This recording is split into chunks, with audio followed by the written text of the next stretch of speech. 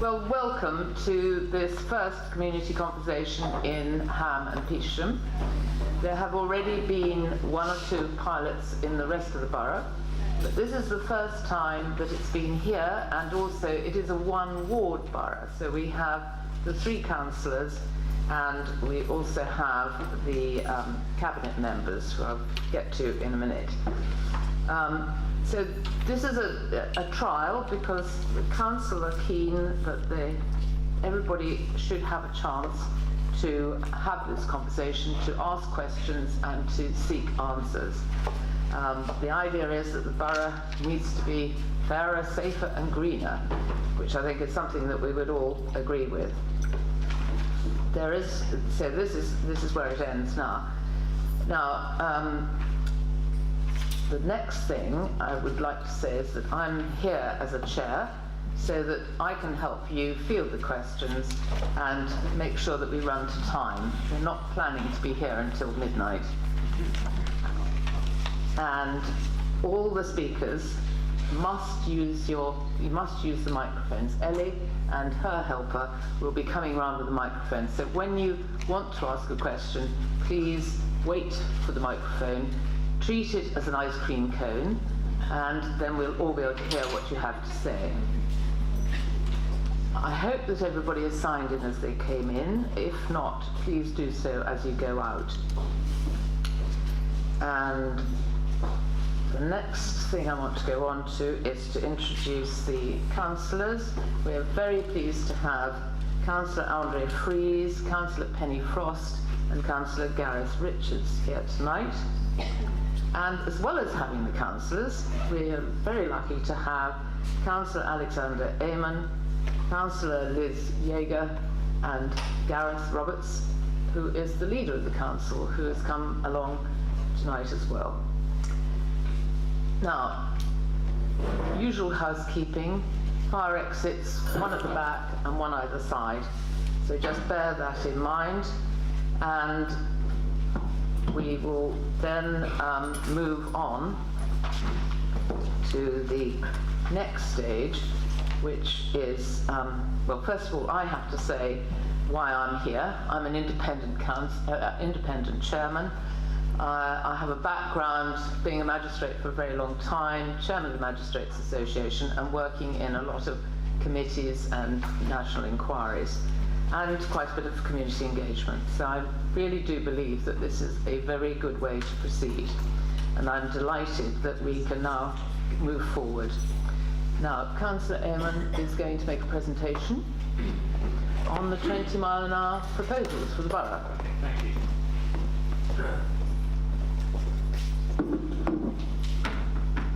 We're on, yeah. It's a very brief presentation because I think what we've learned from the community conversations we've done so far is that as much as anything else, I'm very keen to take the questions and hopefully give you appropriate answers to the queries that you might have about what we're proposing to do. The presentation that we've got here hopefully goes some way to addressing some of those questions before they become questions, or at least providing some evidence and material to support why we're doing what we're doing. I'll be quick though, because the presentation is now available on the website. I don't know whether many of you may have already viewed it, but I don't want to teach sort of grandma to suck eggs, so I'll whiz through it as quickly as I can. So, starting off, what are we proposing? So for those who are unfamiliar, we're proposing to reduce the speed limit on all of the roads in the borough's control, which excludes the A316 and the A205, but all the other roads concerned, we're proposing to reduce the speed limit of 20 mph. And I guess the first question that will come to mind is sort of, well, why have we decided to take that broad approach? There are 4 kind of key component parts of that, which I've described as safety, simplicity, savings and straightforwardness.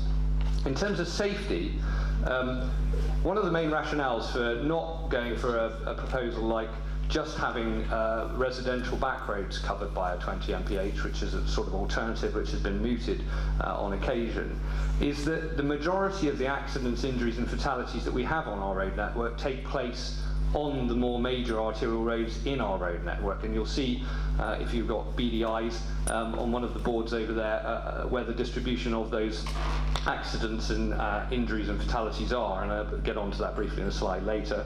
Simplicity, we just want a clear, universal system is basically the broad premise here. What we've seen in other places that have implemented zones, much more variable speed limits, is actually one of the issues with their efficacy, and indeed in this own borough, is that they're often ignored because they're relatively small, transient parts of the road network, and therefore become overlooked often and not complied with.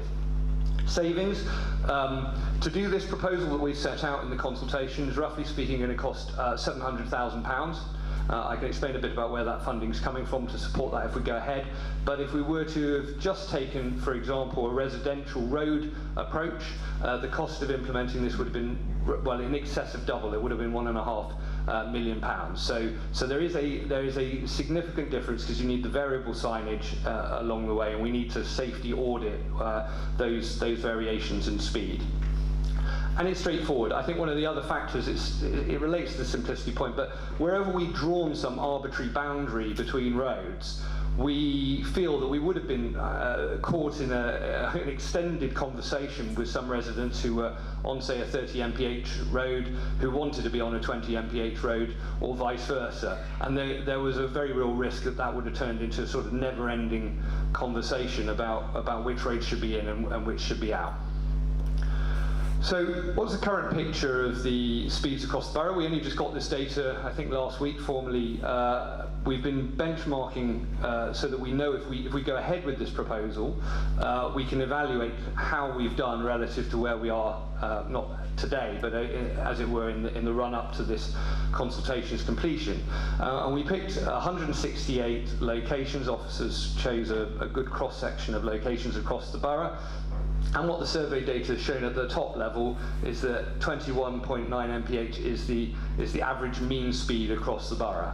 I'll touch on that later. That doesn't mean we're all doing wonderfully, but that's one of the figures that we found. And that about a third of the average mean speeds are over 24 mph, which I can touch on later too. Exactly. So I won't dwell too much on this slide because it's probably quite difficult for you to be able to see from where you are. But the key point I wanted to point out in relation to these figures, which are Transport for London figures, is that when it comes to casualties, the trend in outer London from 16 to 17, which is the last data sets that are available, it showed an overall 2% in drop in casualties in outer London boroughs. In our borough, over the same period, we saw a 2% increase. And so one of the things that I want to sort of make very clear is that this borough is not in a great place on road safety, and indeed it's not just that we're not in a good place on road safety because everybody else is not in a good place on road safety, it's because we're actually running somewhat against the trend of outer London boroughs, let alone wider London itself. That's the only. So on financial impact, I won't take you through all of this, but one of the key things I just want to point out here is there is a cost saving from improving road safety. So if you take the fact that we experienced 436 slight accidents in a given year, a moderate reduction, as officers would assess it, would be about a 6% reduction, which would yield a saving, which would. It's fine. It's fine. It's a figure taken as an example. And that figure of 6% would result in what has been estimated to be about a £600,000. It's impossible to hear. No, sure. Okay, I appreciate that. Sorry, I'm trying to soldier on, but if you can't hear, I appreciate it. Yeah, I won't be able to hear from outside. I just thank you. Statistically speaking. Thank you. Okay, thanks very much. So if we were able to deliver, and we think there's a very, as I'll get onto later, there's a very realistic chance, a 6% improvement in slight collisions, that would yield us a monetary saving as a community, not specifically as a council, but as a community of about £600,000 because of the costs of police time and so on that are associated with those slight collisions. What it goes on to say is, of course, if we were able to reduce or eliminate, of course, any fatalities or more serious injuries on the network, then the money saving would be far, far greater. And so I think what we're trying to demonstrate, though it doesn't have a direct impact on council finances, there's a bit of an investor save argument here. Actually, there's a financial imperative for doing this, despite the upfront cost of implementing 20 mph.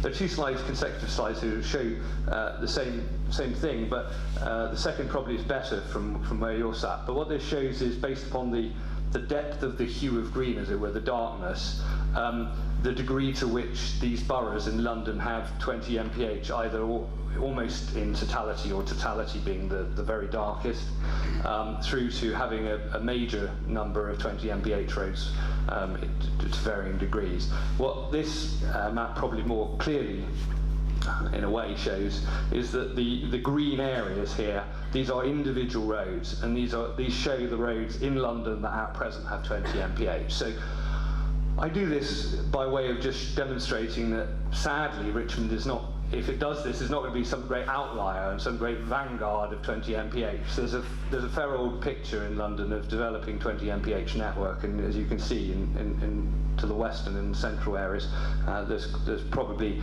a fair degree of dominance of 20 mph. So what have these places that have done it found? Well, on the whole, what I could summarise a number of those different local boroughs that have done it is they've found about a 1 to 2 mph on average reduction across the borough. And that may seem a bit underwhelming, because I think a lot of people think 30 versus 20 isn't the aspiration to get 10 miles an hour slower. Well, it is the aspiration, and clearly we would want people to abide by a new speed limit as much as we would hope they abide by the present one. But what is worth bearing in mind is that for every 1 mph reduction in speed that we get, there's a relationship which is broadly equivalent to a 5% reduction in accidents. And so there is a very meaningful correlation between even a 1 to 2 mph reduction and the ability to be able to deliver on what I said earlier in terms of that 6%. A 2 mph reduction would result in roughly a 10% reduction in accidents in the borough. And part of the other rationale, of course, is that your chances for you to be involved in an incident, an accident, of surviving that accident are, of course, much more enhanced. So you have about a 1 in 5 chance of surviving an accident at 30 mph, whereas you have only a 2.5% chance. You have a 20%, 1 in 5 chance of being fatally injured in a 30 mile an hour collision, whereas you only have a 2.5% chance of the same at 20 mph. And some of these other studies show some other improvements in terms of 12% reduction in casualties in Brighton, as an example, and again lower injury odds for cyclists as well.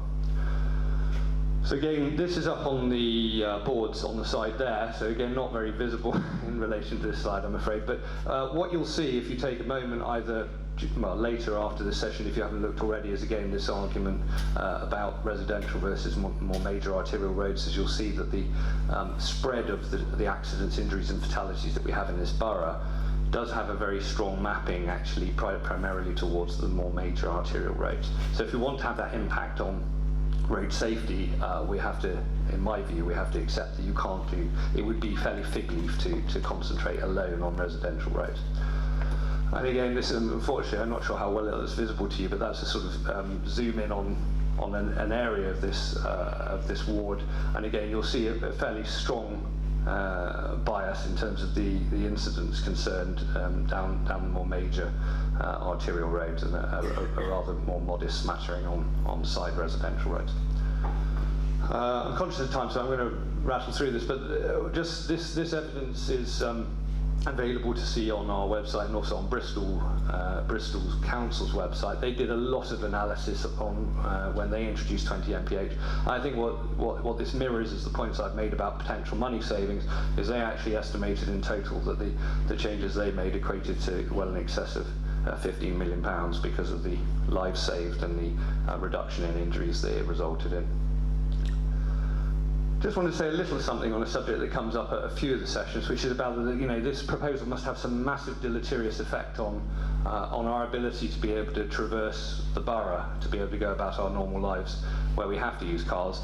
And the answer is well, not really, because if you look at the data in relation to London, you'll see that typically 1/3, I think it's, 2/3 of all car journeys in London are less than 5k.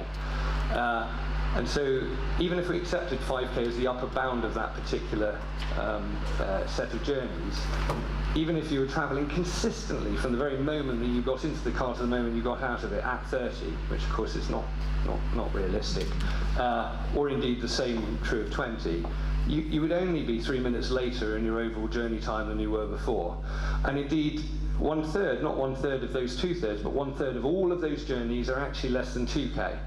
So again, doing the rough maths, you're talking about a 1 minute difference. If everything were exactly the same and you were doing 30 from stop to start, and of course, as we know in the borough, that's not the case. Indeed, I refer you back to the findings about the average mean speed in the borough. So I think what we're saying is very much in terms of the impact on people's ability to go about their day-to-day lives in their cars. We don't believe, and the conversations we've had with other boroughs and with other providers, buses and the other, we haven't seen any evidence to suggest that there will be any major detrimental effect on journey times.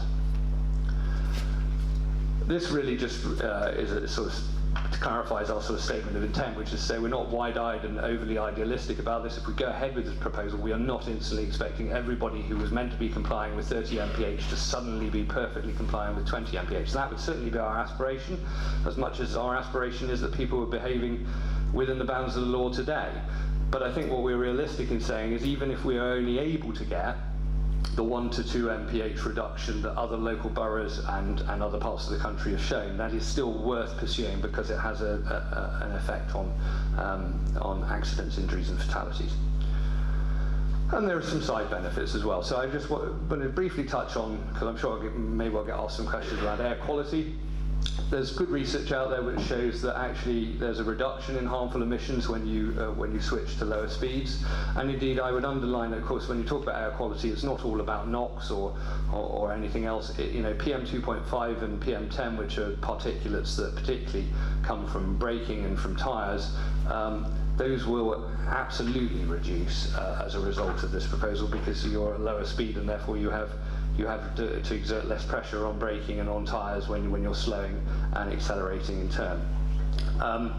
So there are impacts, and I think, as I've mentioned to some people as part of this ongoing consultation, is I've certainly run in during the last couple of months to a couple of leading air quality academics in the UK, and I've asked them very, very level-headedly, not with any sort of leading question, I've asked them what would 20 mph do, not in specific terms to Richmond, but what would it do to air quality issues? And both, one from University in Bristol and the other from King's College London, they both said to me, they will at worst be net neutral in terms of air quality, and at best they offer the opportunity for some improvements in air quality. So no leading air quality expert, as far as I'm aware, has said there is any deleterious impact on air quality from moving to 20 mph, despite some people's arguments, which I have nonetheless heard over the last few weeks.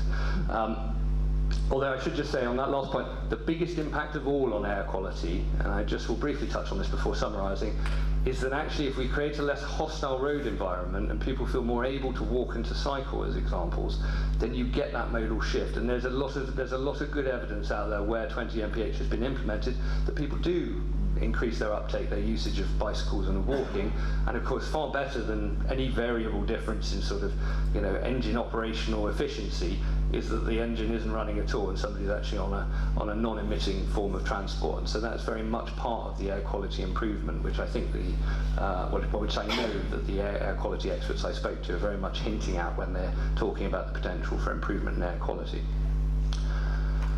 And so, as I just said, making our streets less hostile for different users of roads, whether they be walkers or cyclists or people who might be more vulnerable in the road environment, like children who have been proven to have less ability to perceive speed accurately and so on. I just wanted to pick up on one other sort of juggernaut that often gets chundered out towards me, which is that Bath and North East Somerset is the study that shows that 20 mph doesn't work. I just want to say now that's not the case. Not least one of the major drivers of this particular study being one that's trotted out is that Bath is a place that switches hands between Conservative and Liberal Democrat administrations. So I have no idea what that would be like. But you know, as a result, people take umbrage at one another's policies, and so I know that that's been a significant factor in sort of some of the challenge there. But critically, Bath was an introduction of zones, which is fundamentally different from what we're proposing. What we're proposing is a limit, not any physical traffic calming measures associated with that limit, and not isolating it to very specific areas. It is a general borough-wide limit, as I say, without heavy engineering to support it. Bath is, in contrast, actually in specific areas. And one of the major challenges with their type of approach is that you end up with this variance, you end up with confusion about speed limits and so on, which is actually, I would argue, one of the reasons that the accidents and injuries that they did record going up were very much related, I've been told by officers, from the relationship between those speed limits and zones. So that's broadly it. I know I didn't hope to cover everything, but I just wanted to give a bit of context. I suppose, you know, it's a one-sided presentation in the sense that, you know, as an administration, this is something we're very keen to see implemented. So there's make no bones about that, and the arguments there are very much in support of it. But I have to say, I have looked across the piece, and I'm not omitting some major googly that I'm aware of, but I'm very happy to take questions on anything you might have come to mind in relation to our proposals, and I'll give you the best possible answers I can. So thank you. Councillor, thank you for your presentation. You're going to stay here? Yes, sure. Right, and we are now going to open it for any questions from the floor. Remember to wait for the microphone. There's a question at the back, and it would be helpful if you can give your name as you ask a question. Thank you. David Jowers. It was disappointing, since we've had a 20-mile-an-hour limit on Petersham Road, there was no data given. You've shown data all over the country, but where's the data for Petersham Road? Has there been a reduction in accidents? Has there been a reduction in speeds? We don't know. Do you know?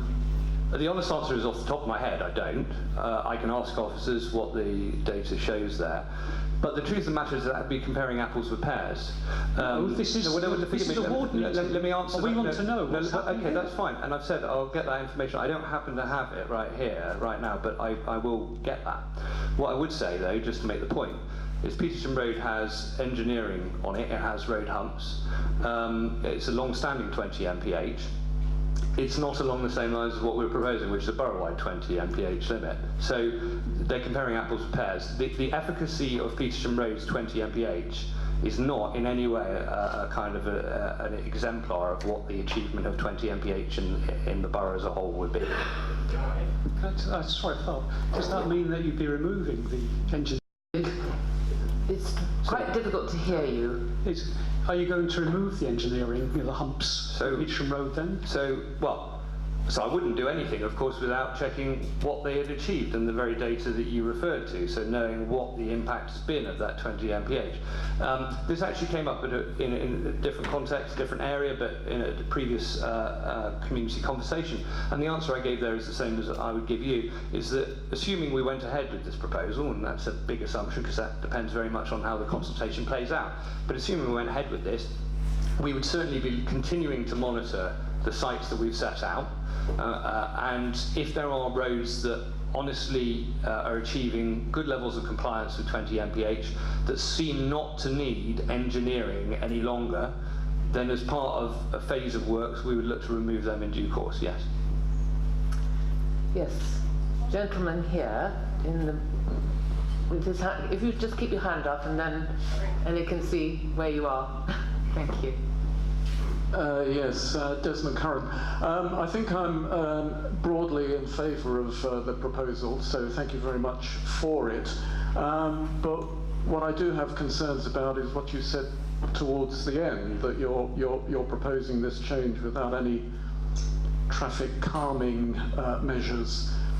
And I think there are a lot of studies around that show that if you just stick signs up, 20-mile-an-hour signs up, without any additional measures, it doesn't tend to be very effective.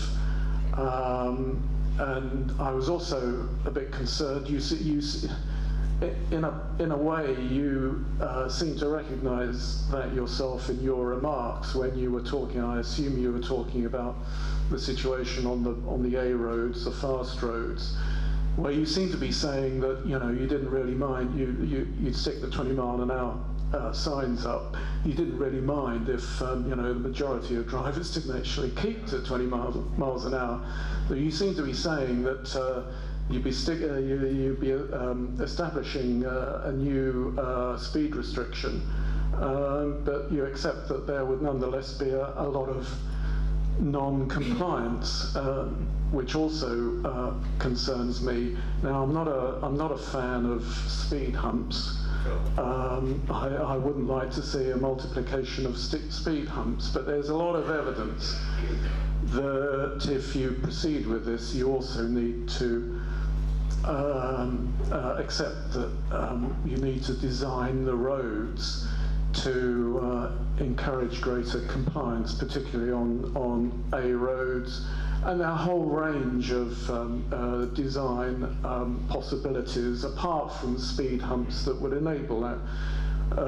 Street narrowing, changing the surfacing on roads, etc., etc. So that would be my concern. Okay, so I thank you very much for your remarks, and that's probably the most sceptical supporter I've spoken to. But thank you. I appreciate them. So look, there's a lot of merit in what you say. I think so. Let me start with one of your middle points, but work from it, which is to say, so this administration, if we move to 20 mph across this borough, would absolutely expect all of our residents and people passing through this borough to stay under the 20 mph limit. We expect them to stay under the 30 mph limit, which is dominant in the borough, though I know full well that is not universally complied with. So please don't take my remarks in any way as an endorsement of less than compliant outcome.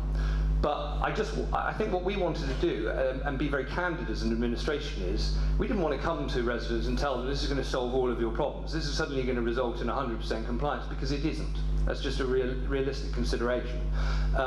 The evidence that's up there on that presentation, which is online, shows that particularly for the London boroughs that have done it, but elsewhere, this typical 1 to 2 mph reduction is consistent with what you might expect. So your point about there's plenty of evidence out there that shows that you need to do more, well, I look at it slightly differently. I'd say we can absolutely, with a limit alone, without physical measures, with some careful use of things like community road watch, which is effectively volunteer policing of sorts, but not with draconian penalties at the end of it, but warning people and so on. We can get that 1 to 2 mph reduction, and that has a meaningful impact on accidents, injuries and fatalities. Now, it might be that we you as residents take the view that once we've done that, if we get there, that we need to go further, and that is why we will continue to monitor the speeds of these roads, and there may be cases for further engineering works for some roads to improve further compliance.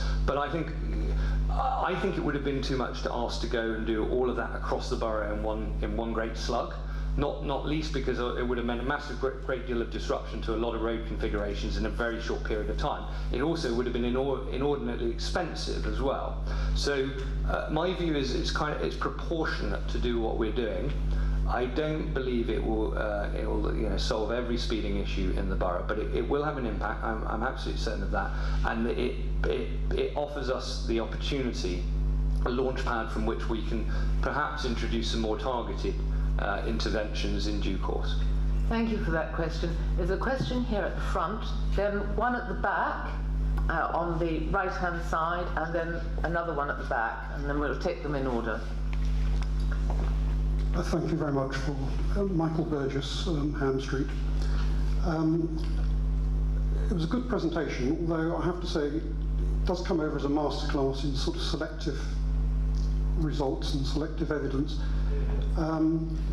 You mentioned right at the end that you didn't think there were any elephants hiding in the figures you gave. Not that I'm aware of. I'm sure you're going to try and tell me there is one. Well, there's one obvious one, which you've mentioned the savings that come from this. You haven't mentioned the cost of it.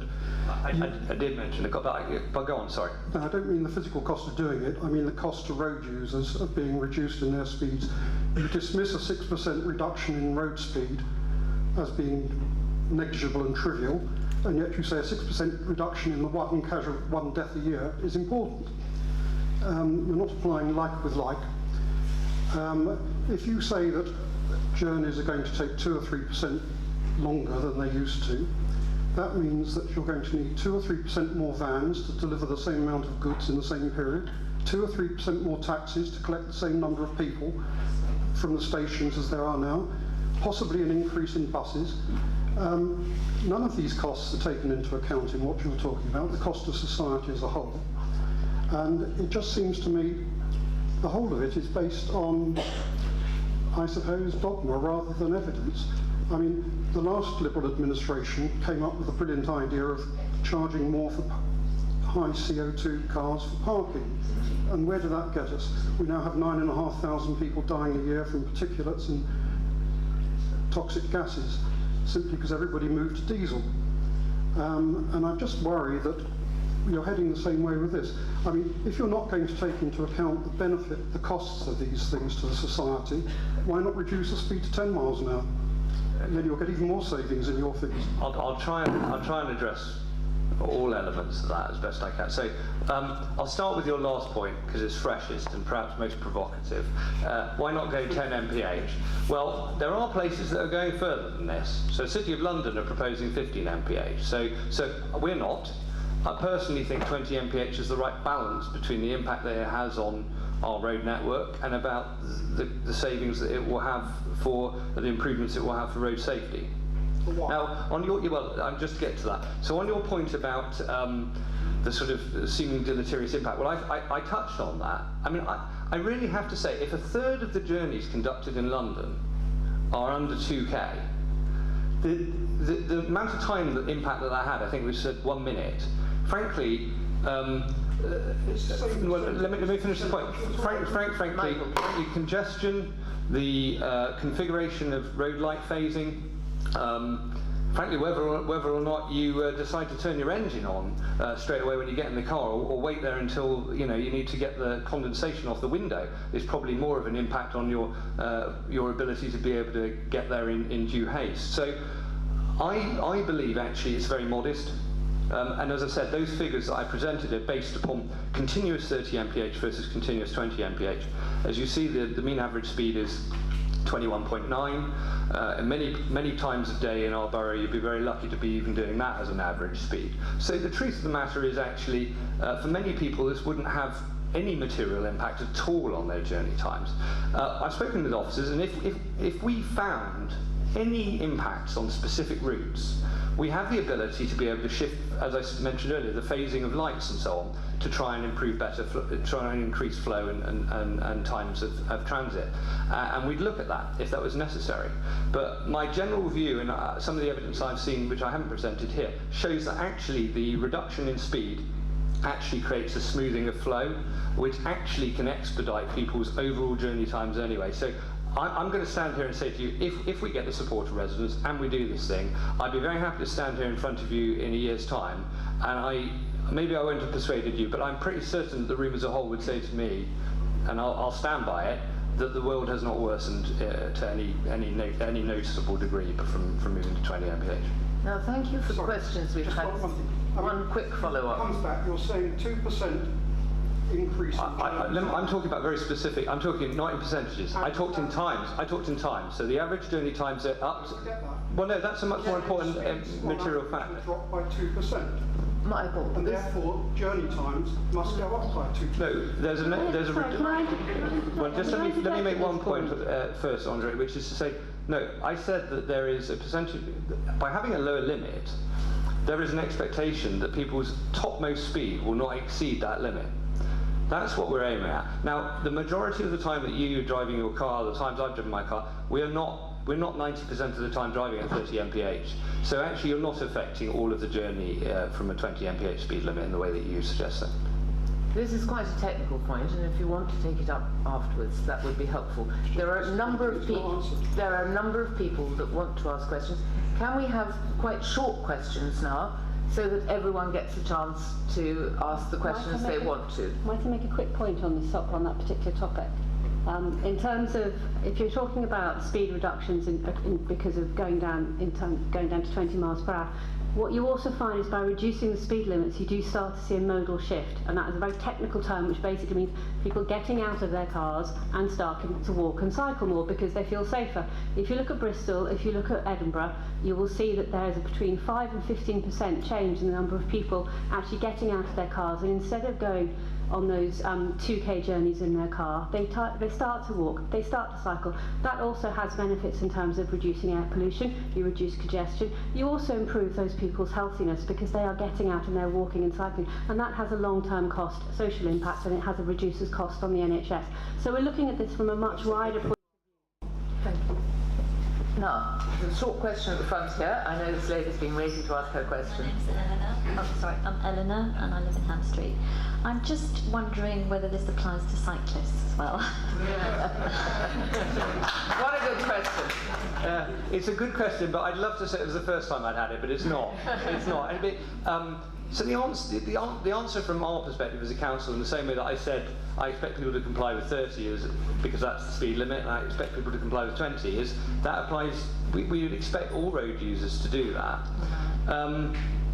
There are specific challenges with enforcement that fall upon the police in relation to cyclists. But what I would say, and I've said this in previous session, is step back from it slightly, and not from the necessarily from the assumption that this will lead to cyclists flouting it where motorists don't. What I would say is the harm is primarily with the motorists. We've got to remember, primarily the people getting injured and killed and seriously injured on our roads are as a result of a collision with a motorised vehicle, not with a bicycle. That doesn't mean to say I don't want people to act in a respectful way on any form of transport. But what I would say is this: I believe this will have a civilising effect on cycling too. Because the very people that Councillor Freeze referred to that you are part of that modal shift, the people who are presently driving, or not cycling at the very least, that might get onto their rusty old bone jangler of a bicycle, are not the Lycra Clad Brigade. And actually, it's my view that our streets, if we have more cyclists of more varied hues, will have a civilising effect. So I think the answer is yes, they should comply, and I actually think as part of this, because we will attract a different sort of cyclist to our streets, that will also have a positive consequence. Okay, thank you. Thanks. Thank you. There's someone at the back on the right-hand side who's been trying to ask a question for some time. Please try and keep your questions short now, because we've got a limited period of time for them. It's not really a question. Is your name Alexander? That is my name, yes. That's the easiest question I've had all evening. Yeah, my name's Alexander as well. I just want to say that I can see the whole picture. I can't see it as well as you, but I know you've worked very hard, you and your team, yeah? So all the values are solid behind it. I mean, I know I was kind of, taking the mickey to start with. I didn't really know what the issue was about, but I've thought about this for ages, since I was a kid. I'll tell you what, motorists are really bad, yeah, at looking out for what's going on, particularly in this borough, yeah? I mean, I have, almost been run over. Well, no, in fact, I've almost been murdered by motorists. Yeah, they don't stop. They're completely unaware. Cyclists know what they're doing. Yeah, pedestrians know what they're doing. And if I say statistical data to start with, well, it seems you have to justify yourself to people who are fixated on the statistical data rather than values. So your values are solid. So you got my full support, Alexander. Thank you. I know a lot of effort has gone into this. Yeah, not just the presentation, but all of you working for the council. You work your hearts out for it, and this is long overdue. Thank you, Alexander. Well, thank you for that. I can only feel solidarity with the fellow Alexander there. The next question is on this side, one at the back, and then a gentleman in front, and then another one on the left. Michael Goff-Allen in Ham Street. The presentation is very biased. You talk about a reduction of 1.9% to justify your argument, and then you talk about a reduction of 12 miles an hour to justify the health benefits. the two things just don't simply add up. The reason the same health figures. benefit figure is there is because that's the basis on which the health figures were produced. Well, you can't produce a set of figures on a 1.9%. Well, as I pointed out, if you take air quality as a whole, I made a couple of different references. I referenced two specific academics whose names I can provide you with, who I spoke to, and didn't cherry pick, but I spoke to. Well, you did cherry pick in your presentation. No, forgive me. I gave those figures. I gave two leading academics, and I also pointed out that PM 2.5 and PM 10, which is a fine particulate matter, which has got nothing to do with NOx, that absolutely does reduce as a result of lower speeds. Well, exactly. So the thing that increases them most of all are the speed bumps, because people are slowing down and speeding up. This proposal has no speed bumps associated with it. So what about the speed bumps on the 20-mile-an-hour limit on the Petersham Road This now? proposal has and more no... importantly, why have you not done a proper survey of that? Forgive me. This is a proposal for a borough-wide 20 mph Yeah. limit. So you This have is had not- a 20-mile-an-hour. And as I said to the previous speaker, and you haven't. and as I said to the previous, no, as I said to the previous you haven't speaker, done the I'm very survey. happy to get the data on the specific. No, well, you should have done Forgive that. me. Let me finish my point. This proposal is not contingent upon having done an analysis of a single road in this borough. This uses a much wider set of evidence base from across the entire country. No, this uses a lot of evidence from central London, where the traffic has probably reduced. The speed of the traffic is reduced by virtue of its volume. And we don't have volumes in this borough? Of course we have volumes in this borough, but we're not in the centre of London. Thank you for making that point. You obviously don't agree with the policy, so... No, it's not that I don't agree with the policy. I think it's been thoroughly badly presented in a very biased way. Well, I'm very sorry to hear that, and I will take that up with my officers who have, I can tell you, hand on heart, have been holding the ring on trying to maintain studious neutrality and being driven by evidence on this. There is not evidence out there, let me finish my point, sir. There is no one this evening, nor indeed in any of the sessions so far, has presented me with any evidence that shows anything different.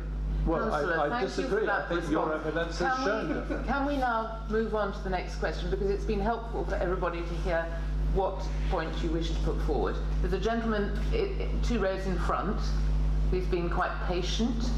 Thank you.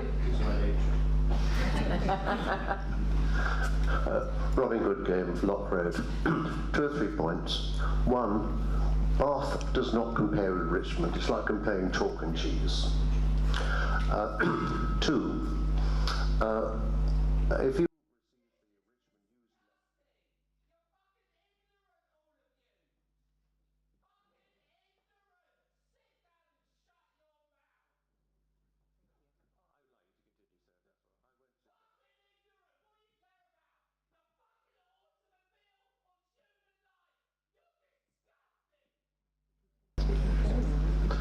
to continue. Yes. Very sorry.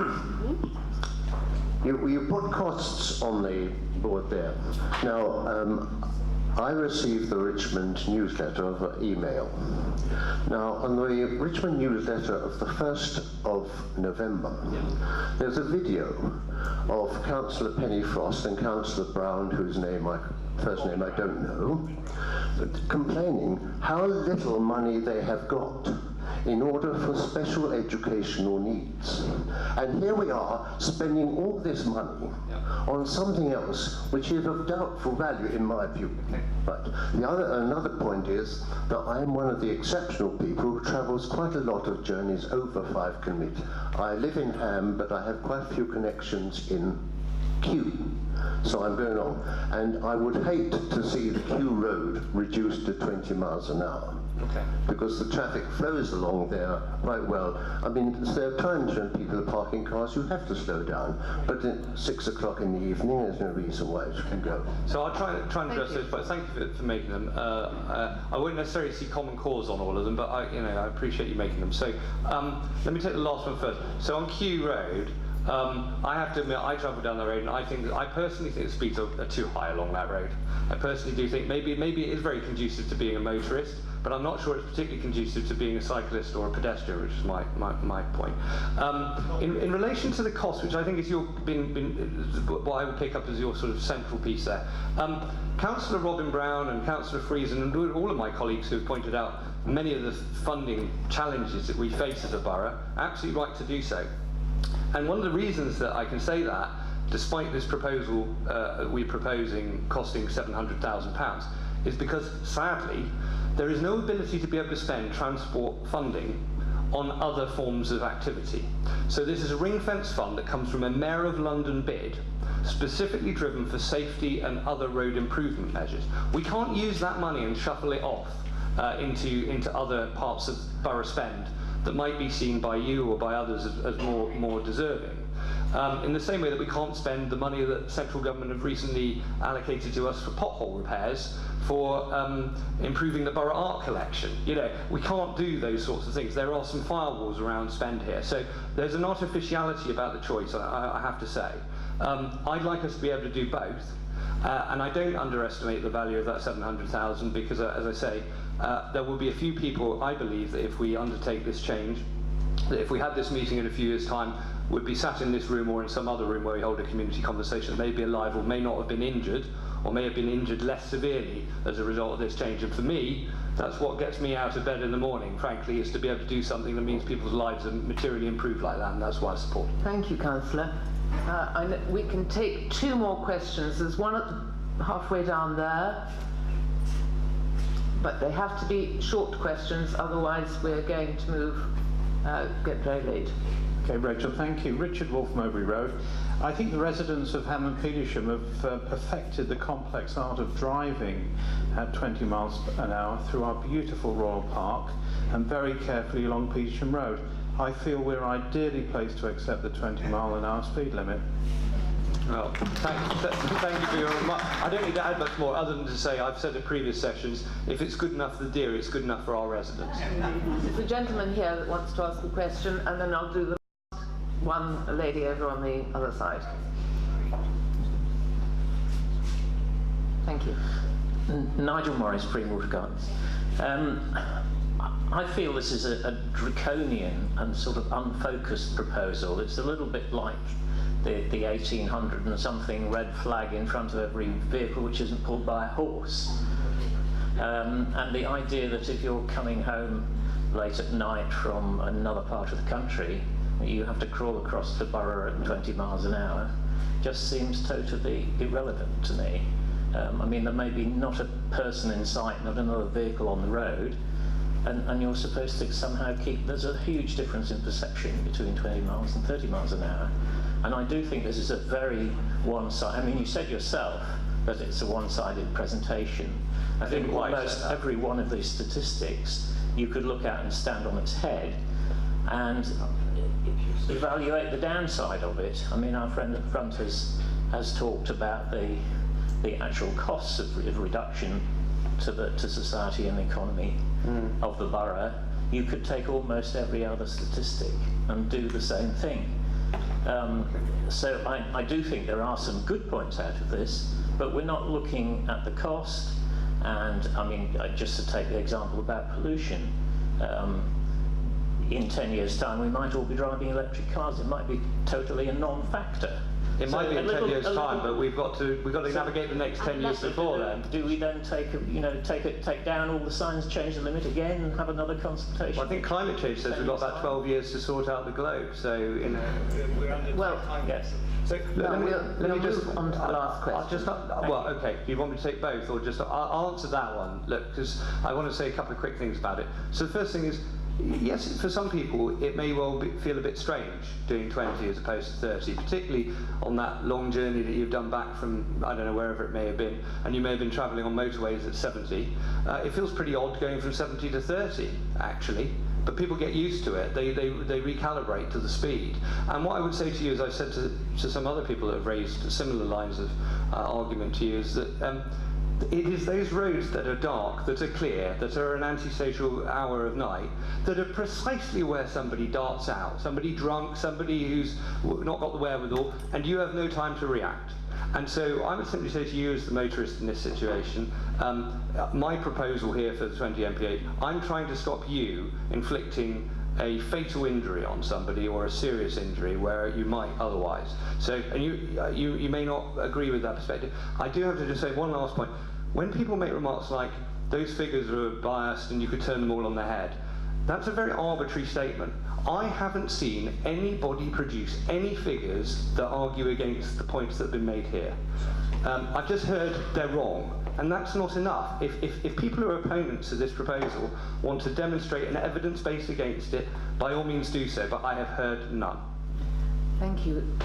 One last question over here, the lady with the scarf. Actually, I probably don't need a microphone. Well, it would be helpful if you have a microphone. It's difficult for people behind you. Okay, thanks very much. Pat Brown, locally here, Wiggins Lane.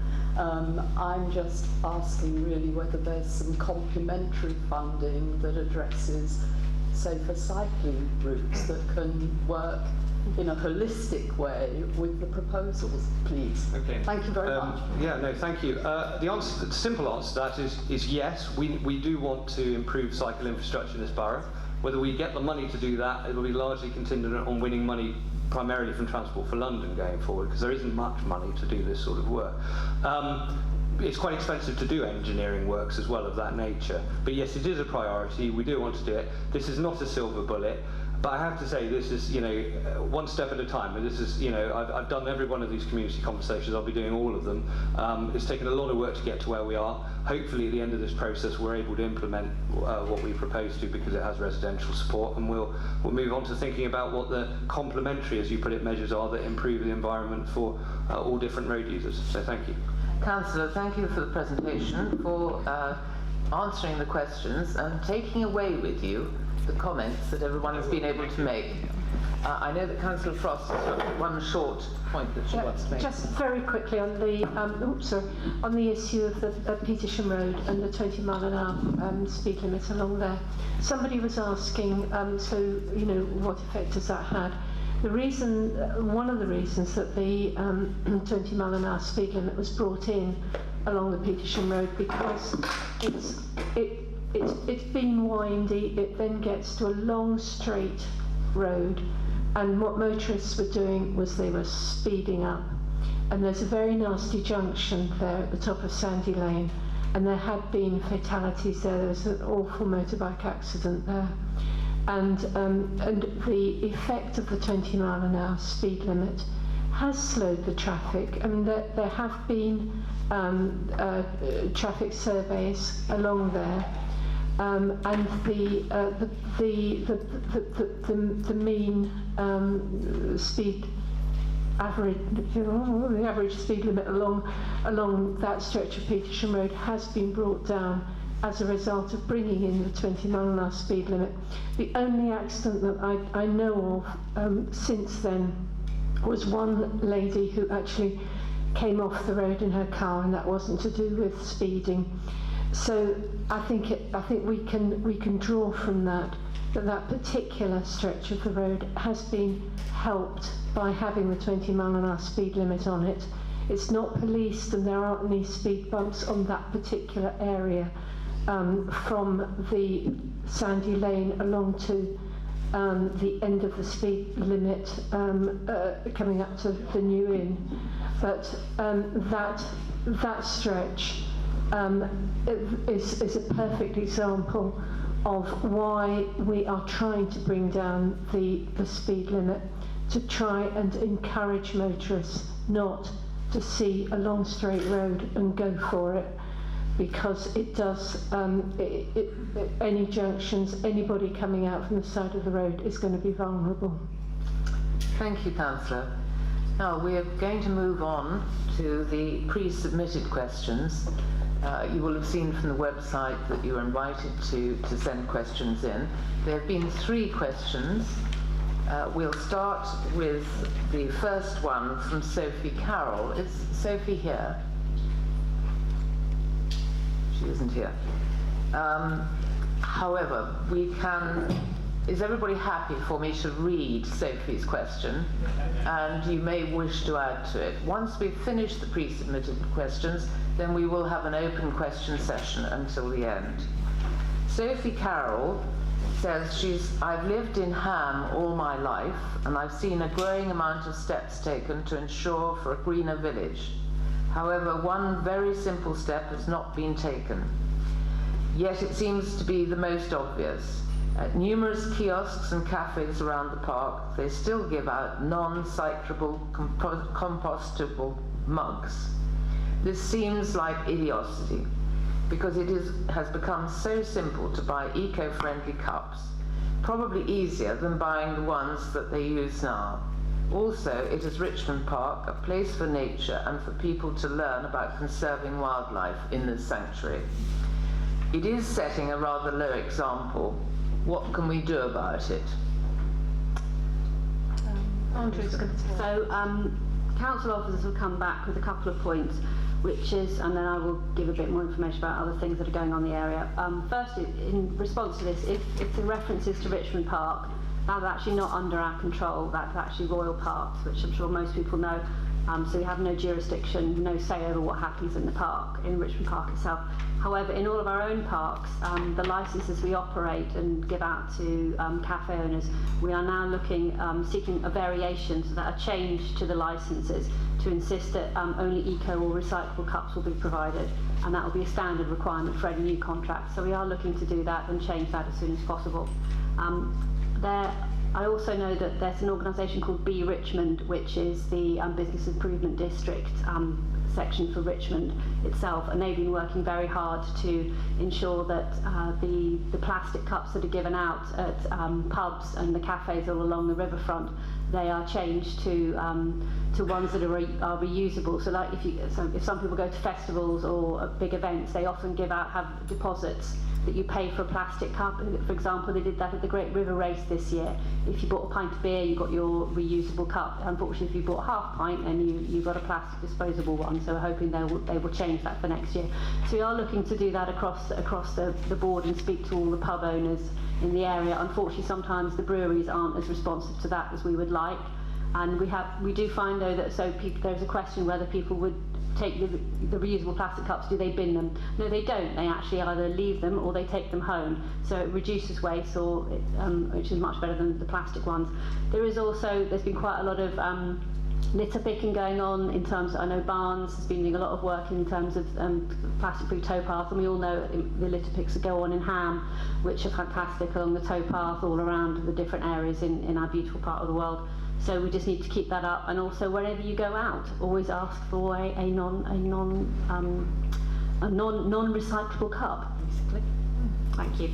Does anybody want to ask a question following on from that? To comment on that. Thank you. I'm just surprised to see that we've got polystyrene cups here this evening.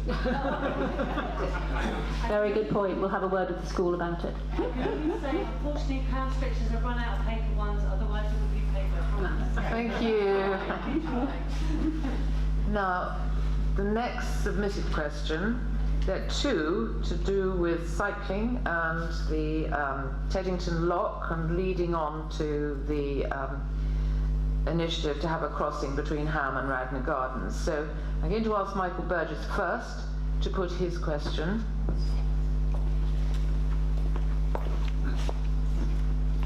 Thank you very much. I asked this question at the consultation in February and was surprised that nobody there seemed to have a clue. And in particular, I think the answer may be the same answer as we got from your colleague on the roads, that because it's not your money, the money was coming from Transport for London, nobody seemed to care less about spending it. But anyway, the question is, what cost-benefit studies have actually been done over this proposed Teddington Lock to Ham Gateway cycleway, and what were the results of it? How many cyclists a day currently use that route, broken down by day of the week and time of day? How many cyclists a week are you expecting to use it after this money has been spent, broken down by time of day and things?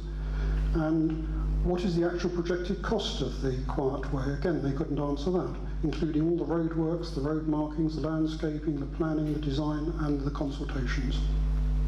Thank you, Michael, for that question. Well, I think the best way to deal with it would be for a councillor to answer each question as it comes and repeat the question. Are you taking this, Gareth? Yes. Good.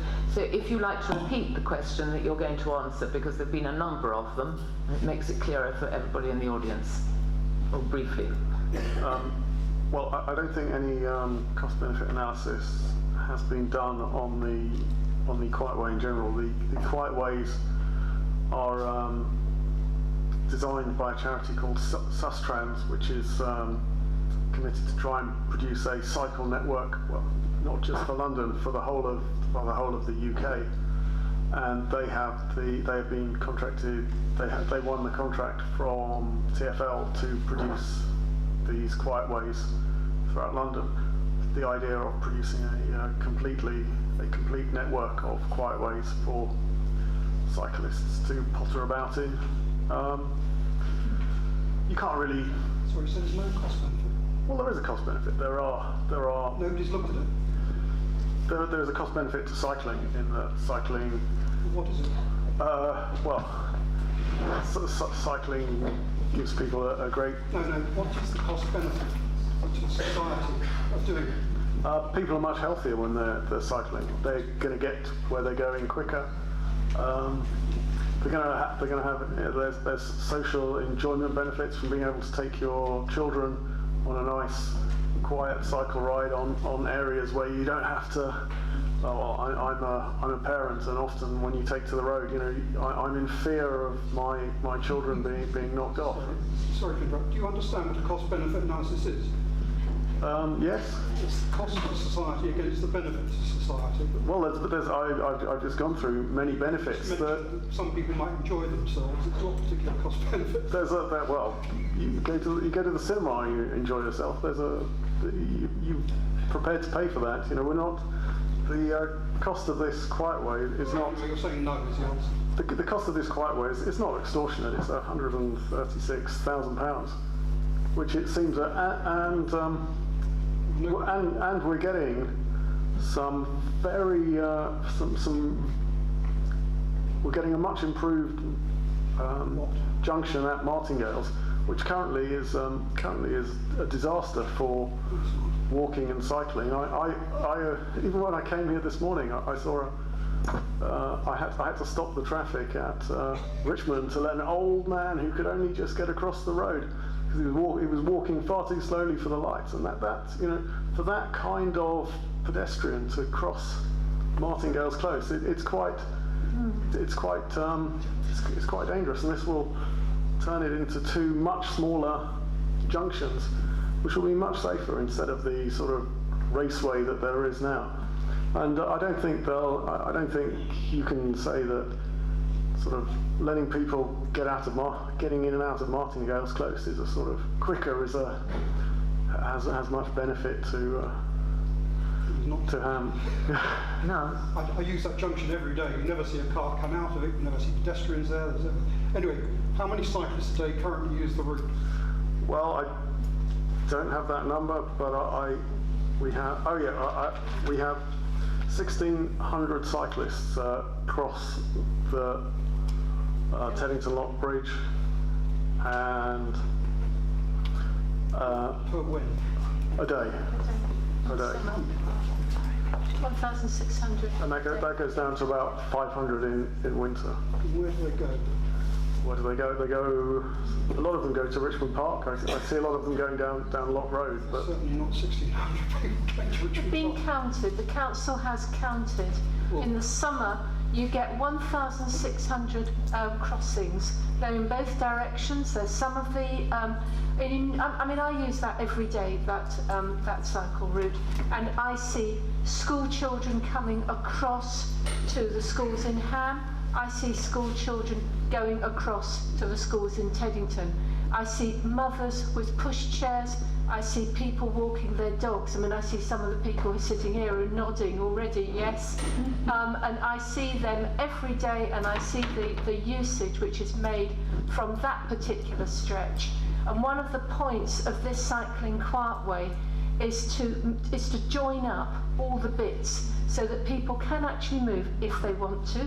They can move in safety from Richmond Park right through to Teddington Lock, and once they're over the lock, they're into Teddington. They can go to Twickenham, which is what I do on a pretty much daily basis, and they can do it safely on their bicycles. So how many people travel from Hamgate to Teddington Lock on the cycleway every day, broken down by days? The question I was hoping to have an answer. Well, I do the bit from Lock Road to Hamgate quite often, and it's quite busy. It is Can I come in as well? Can I come in just briefly as well on this? Because I'm just conscious that you're asking the sort of kind of questions. We can supply you with answers insofar as we've got them, but what I would say is you're asking the wrong questions. You're asking about the number of cyclists that presently use it. You're not asking about how many people might use it if we improve that facility. Well, the answer is it's impossible to know, is it? No, you know exactly how many use it now if you bother to count. I'm sensing there's probably no point in asking the questions. You're predisposed against the proposal. It's probably easier to say, right? I just cannot see the point in a consultation when you go and ask them how many people use the route. They say they've no idea. How much does it cost? They say no idea. Has a cost-benefit analysis been done? No idea. And even now... I don't think that's strictly true. We have just said that 1,600 people use it every day in the summer going down the... Cross the bridge. That's nothing to do with this cycleway. Well, it is part of the cycleway because many of those people, as you know, will go... We cannot count those figures. We cannot my understanding is we cannot ascertain exactly where people go when they come from Teddington Lock. And we haven't done a question... this is a TfL investigation, quiet way. We haven't done an investigation into how many people go from Teddington Lock through to Hamgate. That was not part of the proposal because this is a TfL quiet way. This is being costed at £136,000 for the whole section from Hamgate through to Teddington. There has been plenty of research, there's been plenty of quiet ways put in across the rest of London, which have seen an uplift in cycling use and pedestrian use. The whole point is we are now in a situation where we have an incredibly busy city, as you've already commented on.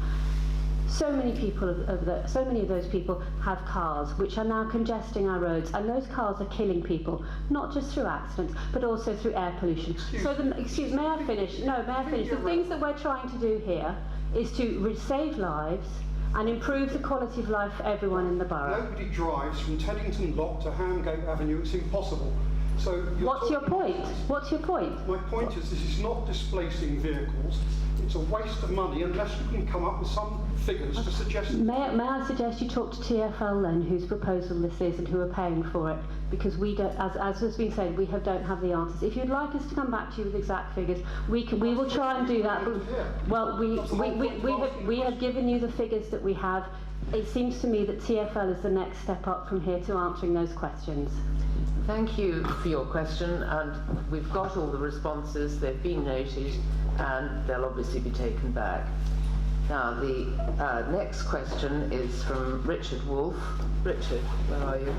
Would you like to ask your question? Thanks, Rachel. Yes, my question that was lodged is, can the ward councillors and cabinet members comment on the proposals for a footbridge and cycle connection from Ham to Twickenham? And this is in the light of the recent study, a wide-ranging study which is available now, on the recent feasibility study from July this year. I'm also very keen to know your personal views about the 8-year initiative to locate a crossing between Ham and Radnor Gardens, and for those people who want to fix on that, that's just a little bit downstream from Thames Young Mariners. So, a bridge which has been underway and talked about for about 8 years. Thank you for that question. Who's going to do that?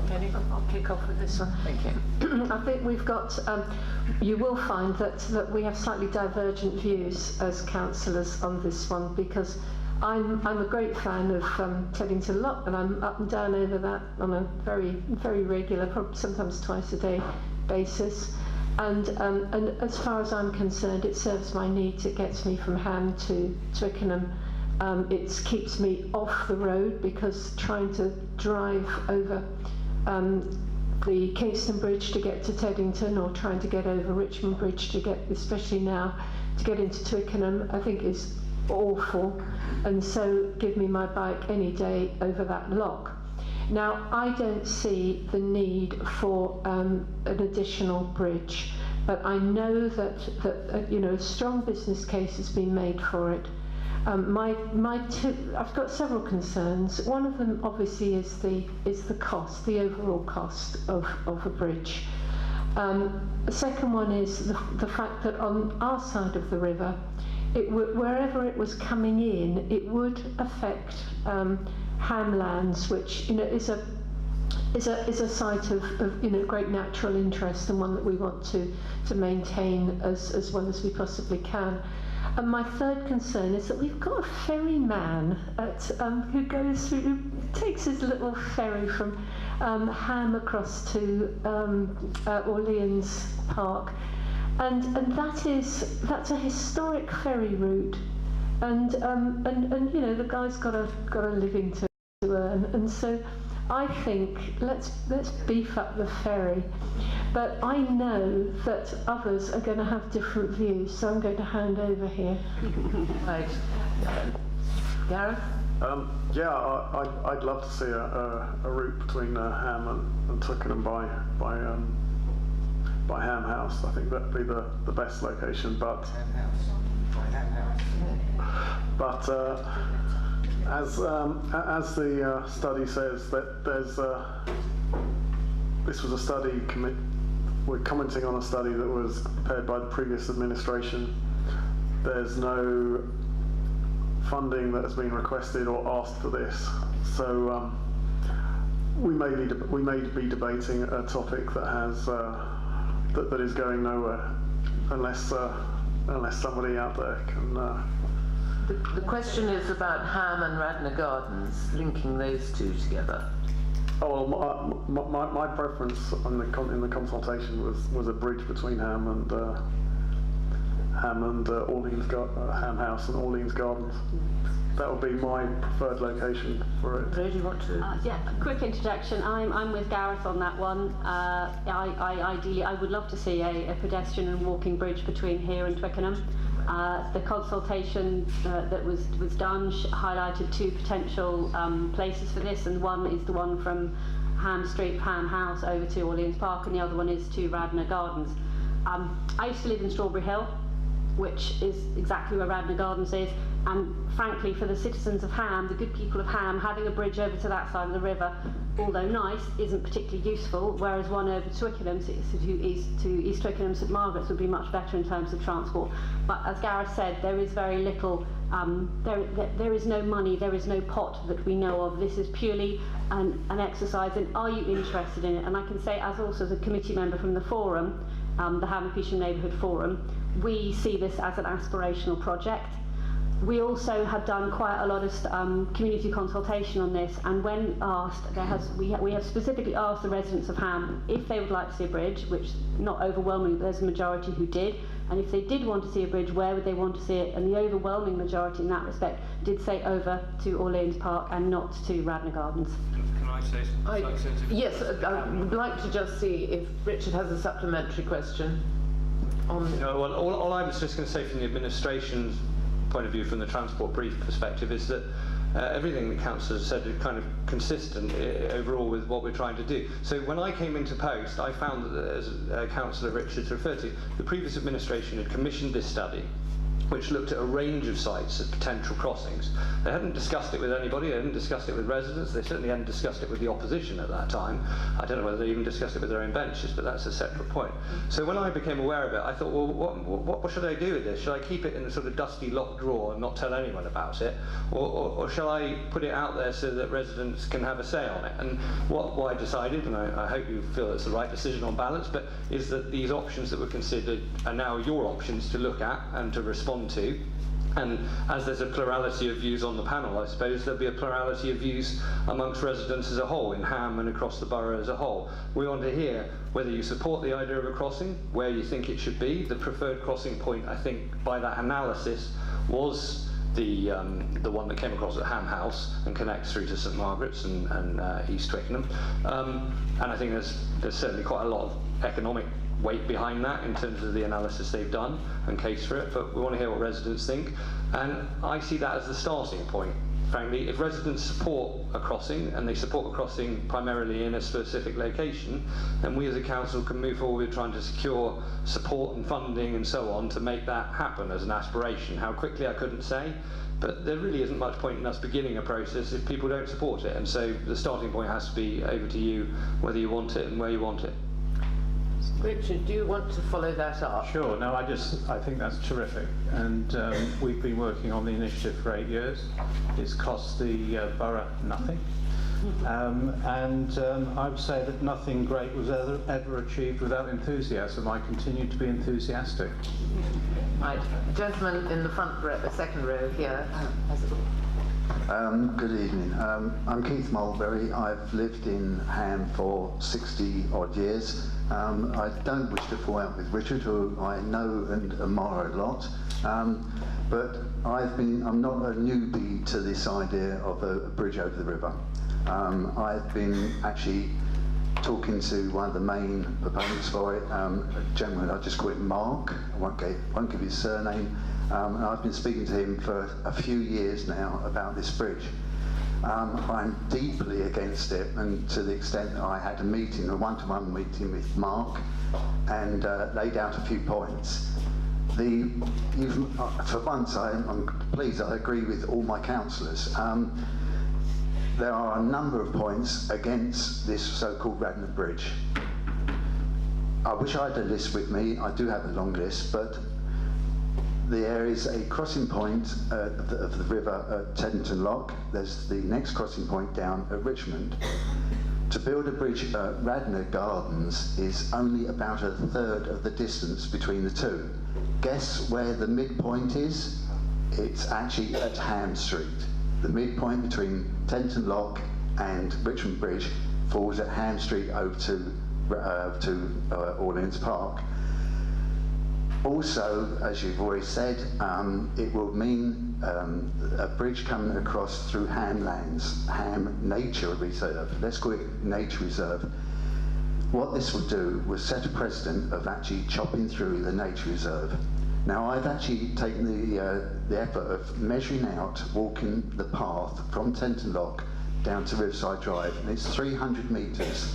Now, lots of people go there in the daytime. You cross there at night on your own, or you're a lady who crosses there at night, and you'll find a different environment.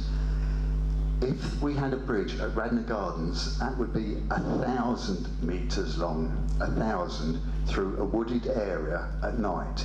It would need a new pathway, infrastructure, but most importantly, it would be a place where people would walk alone at night. It would be horrendous. It also crosses an area, I'm sure we're all adult here and over a certain age, that Ham Lands since the 1960s has been known for a practice called cottaging. And you can look that up on the web, and it's been going on constantly for years, and it still does. If you're a dog walker, you'll know in the summer, you'll see what goes on. It's very serious stuff. I put all this to Mark. Mark runs a Facebook page. I used to go on there and put my objections, and he's so democratic, he barred me from the site. So there we go.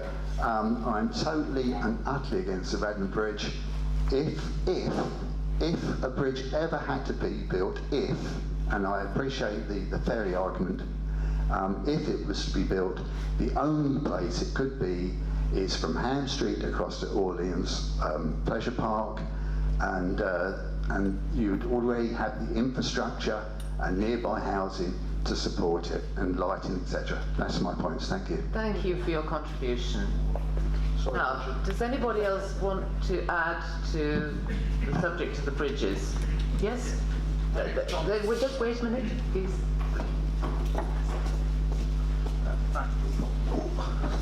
Sorry. My name is John Hatto, and I've been involved with Ham Lands for about 20-something years.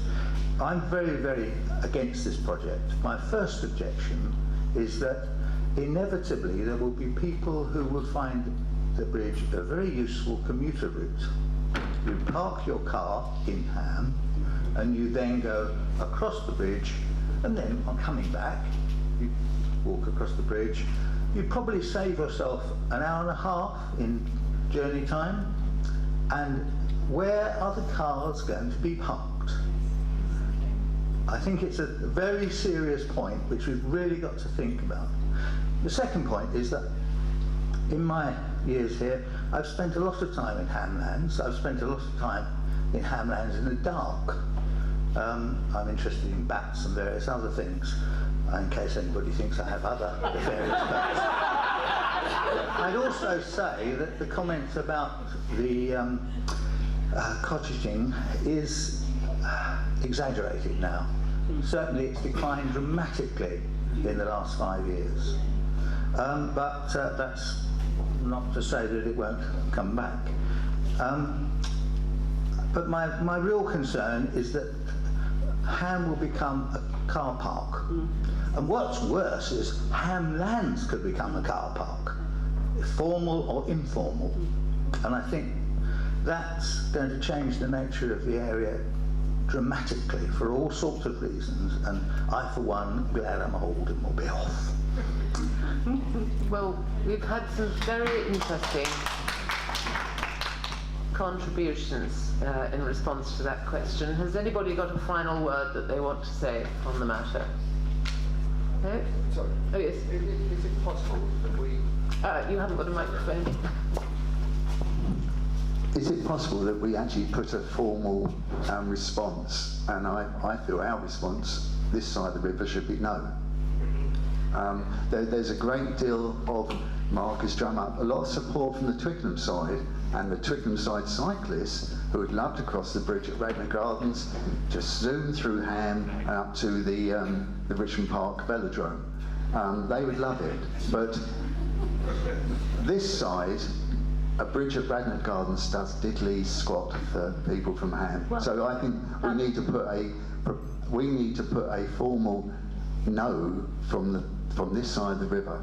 Well, the councillor for cabinet responsibility for transport. I'd just say, I mean, I've heard your comments. Clearly, you know, you've got very strong views. You've obviously been involved with it for a long time, and they're noted. I'd encourage you to take part in the call for evidence. I don't think my view. I mean, very much for councillors for the ward to take a view as well. But I don't actually think it's probably fair to say an entire ward or area have a view. Different people in the ward will have different views, and they need to make them known. I haven't been inundated by a slew of velodrome racing Twickenham fans of this yet, but maybe there are, maybe as you say. And I think the points made about car parking are you know, the types of material points that we do want to think about, because if we do get a lot of support, and the support may well not come. I have to be honest, the support for such a change may not come from Ham, it might not come from Twickenham, it might come from people who live in other parts of the borough, and we'll have to weigh that against the people who are most directly impacted by such a proposal. And one of the things we'll have to do is think about, if we are to pursue it, how we make sure that it has least detrimental and most positive impact for residents. But I think it's a bit difficult probably to speak on behalf of an entire ward, particularly when the ward councillors seem to have a slew of different views themselves. Thank you, councillor. Well, that brings us to the end of the submitted questions. We're now opening up the floor to any other questions. Just pause a minute. We're lucky to have 3 councillors here. We've also got a councillor who's got cabinet responsibility for transport. We've got the councillor with cabinet responsibility for housing, and we have the leader of the council.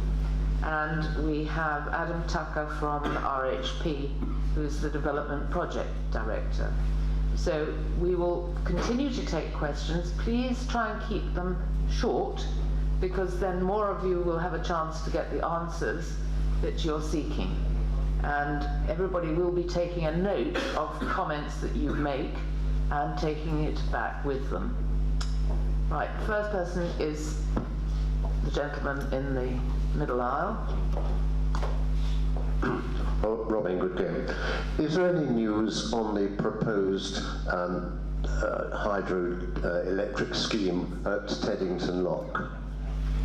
Shall I talk on this one? Yes, unfortunately, after years and years and years of very, very hard work that went into planning the hydroelectric scheme, it went to planning, it got through planning, and you may know that the Lensbury then put in an appeal which was lost, and so they followed that up with an appeal to the High Court, which finally went their way on a sort of a rather technical issue. And so, as a result of that, that would have meant the company who were trying to put this forward would have had to have started all over again with new designs, etc. And it was finally decided to wind it up. I mean, they had their AGM last week, which I went along to as a shareholder, and the decision was taken. They had tried to sell on the company, to sell on the scheme. It looked like that was going to happen, and it didn't. Unfortunately, the people who were looking to take it on decided not to in the end, possibly because they knew it would be such a fight with the Lensbury. So in the end, they've wound it up, and the shareholders will be getting a proportion of their money back again on it. So very sad news. Thank you for that question. Somebody, yes, this gentleman here. Okay, sorry again. It's Keith Mulberry again. I set up and help. I administer a Facebook group for Ham Petersham. Very, very popular, and it's got about 1,700 people on it now. We are mainly about history and social history, but we do allow topical subjects, and one that's come to light in the last few days, we've got a very serious crime problem happening this week, literally in the last few days, and one of my personal friends was involved too. There's been a number of burglaries at night, serious burglaries, where people have been broken into the house. As you're going into the house, to my friend, it happened, they had a baby asleep in the house. They took all their keys and they stole 2 cars. So it's not just one person operating alone. It transpires that a few days before, or probably only a day before, another house was done in the same way. The door forced open, burglars going in while people are asleep and taking their car. The same night as my friends, other houses were broken into, and on our Facebook group just today, another lady reported another house was broken into, door forced open, car, predominantly the car taken, but also the laptop, etc. So we have got a serious crime problem going on right now. It's a statement rather than a question, I suppose. But I can give you an update. But we need to be aware of it. We'll have an update from Andre, and then I think David Williams would like to say something as well. So if you could have the microphone, please. Yeah. Thanks for raising that, Keith. It is awful, and I hope people have obviously people have become aware of this. I did speak to the police, one of the police officers from the Safer Neighbourhood team today. They are very aware of it. As far as my understanding is they actually have a suspect in custody, which if it's the right person, then hopefully we'll see if things go quiet. The difficulty they've had with this particular person is that rather than them doing the burglaries themselves, he has a group of young people, young men that he uses as runners, so he doesn't get his hands dirty. However, the police say they now have CCTV footage that proves that it is him doing it. They're trying to build as watertight a case as possible because they really want to make sure this conviction sticks. So they are very aware of it, and they are working incredibly hard to get this sorted and to deal with it as soon as possible. They have had patrols out as much as they can to ensure visibility. However, as we all know, there has been cuts to the police force. There are only 3 police officers in our ward, in our cluster, and they are doing what they can.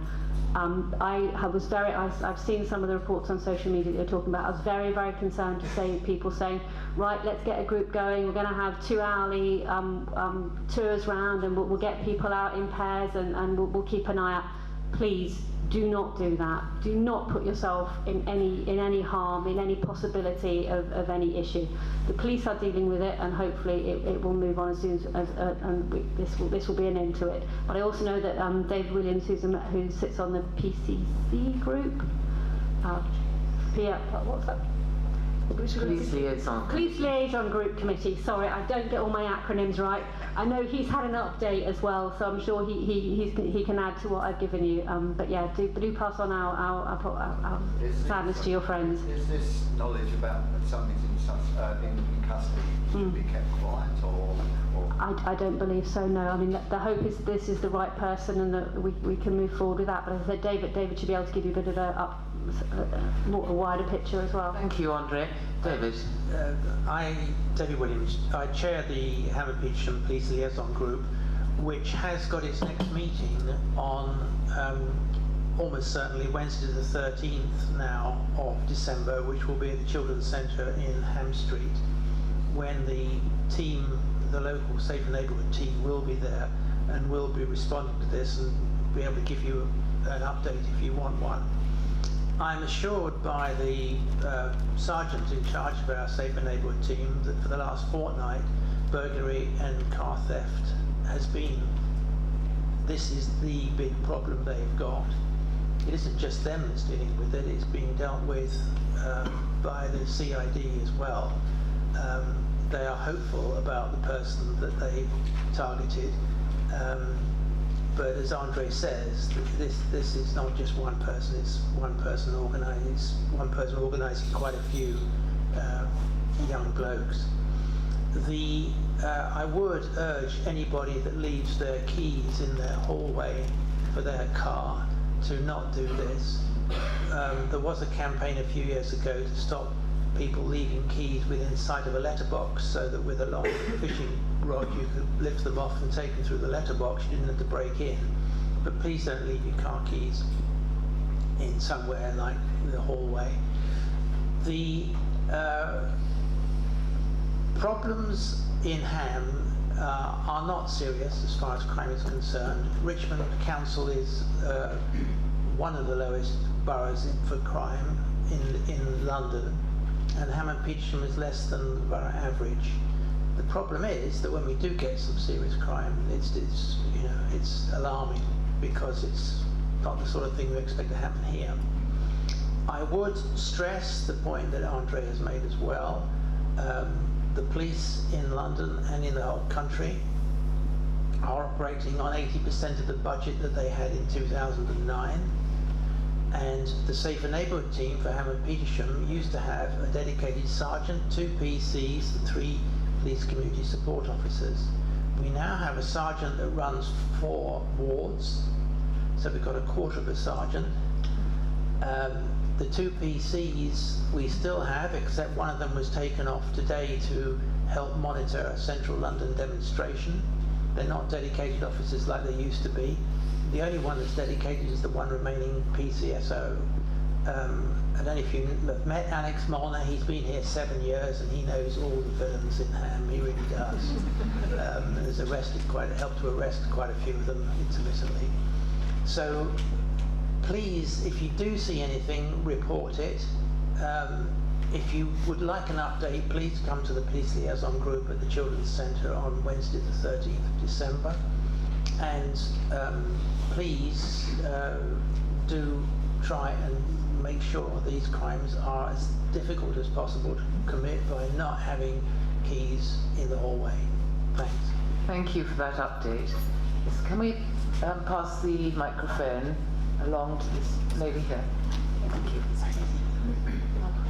Hello, I'm the Cabinet Member for Housing that was introduced to you. I'm Liz Yeager, but I'm also the Cabinet Member for Community Safety.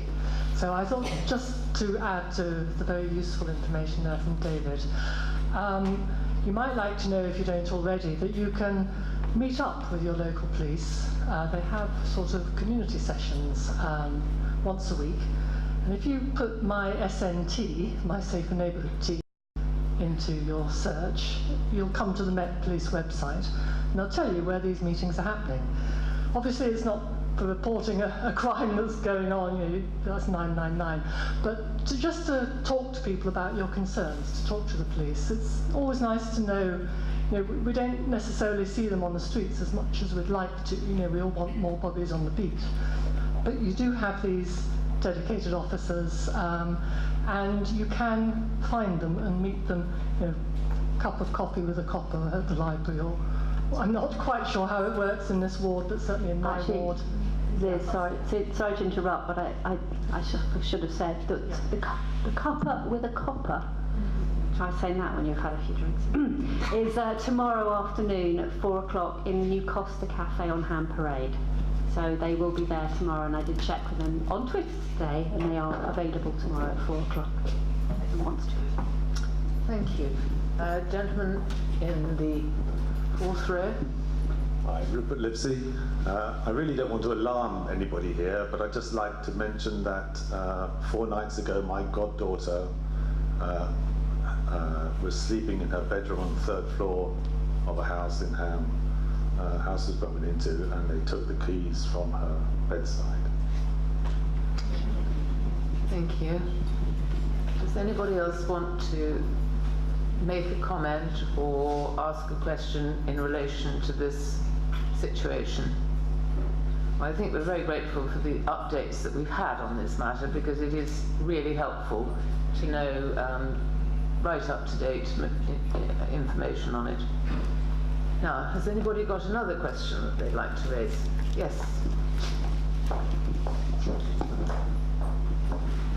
Julia Bailey, have you got an update on the Russell School and their landscaping, particularly on the boundary with on the north boundary that faces the Ham Avenue walkway and the street view?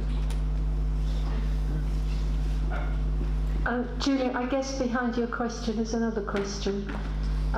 So the landscaping at the front of the school, I think that they believe that to be sort of largely in place now, and there is going to be further landscaping at the area at the back of the school where the old infant block was demolished, leaving that sort of that large, rather desert-like area. That's now got a path that's been laid through it, and then further landscaping is going to take place in that area. But that I think is not going to be happening immediately. So what you're saying is that the landscaping on the street view and on the northern boundary is complete?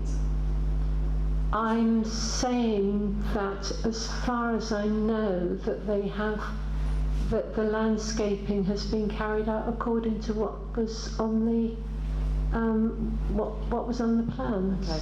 Well, we can have a look at that, because they did say that you wouldn't be able to see the school from the Ham Avenue. That's what they said at the planning committee, and they insisted that was. I think you have to let the bushes grow up a bit, perhaps. So they planted the bushes. That's what you're saying. As far as I understand it, okay. Yeah. Right. Another question? Yes. Elizabeth Lardash, Burnham Road. I'm concerned about the Ham Close development and what plans.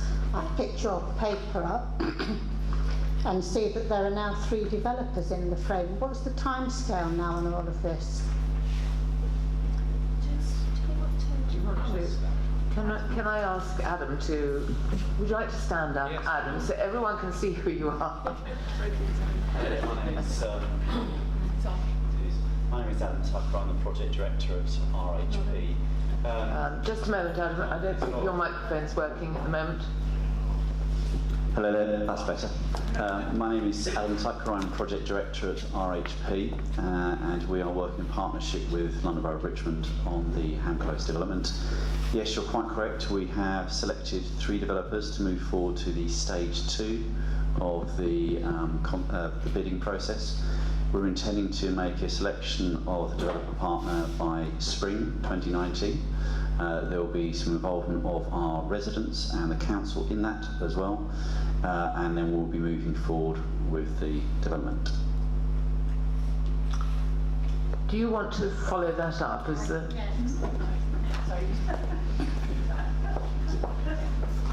Thank you.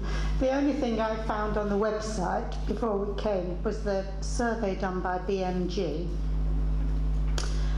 And the same old concerns are still in there about the infrastructure. We've heard all about the 20-mile limit. The road is inadequate, actually, because of the position of Ham in this bend in the river. There's the infrastructure of the roads, the schools, the health services, and yet I see the number of dwellings has now gone up to 450. It was too many to start with, but it's going up. Why is it going up? Okay, I'm very, very happy to answer that question. So, just reflecting back what you're asking. So you're asking about the numbers of homes going up to 450. Why was that? And you're also expressing concerns about the impact on community facilities.